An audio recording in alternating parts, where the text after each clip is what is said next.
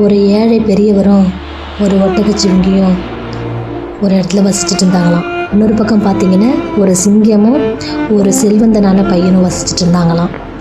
சிங்கம் பார்த்தீங்கன்னாக்க இந்த பையன் நல்லா பளிங்கு கற்களால் வீடு கட்டுறதுக்கு உதவி செஞ்சிச்சான்.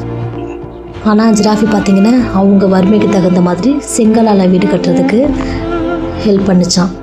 இந்த பையன் நல்லா பெரிய வீடு கட்டிட்டானா, அழகான மாளிகை மாதிரி வீடு கட்டி வாழ்ந்துட்டு இருந்தான். அவர் தகுதிக்கு முடிஞ்ச மாதிரி ஒரு வீடு கட்டி வாழ்ந்துட்டு இருந்தாங்க ஜிராஃபியும் இந்த ஏழை முதியவரும். ஒரு நாள் பார்த்தீங்கன்னா இந்த பையன் அந்த சிங்கத்தோடு சேர்ந்து இவரை பார்த்து நக்கலாக சிரிச்சிருக்கிறான்.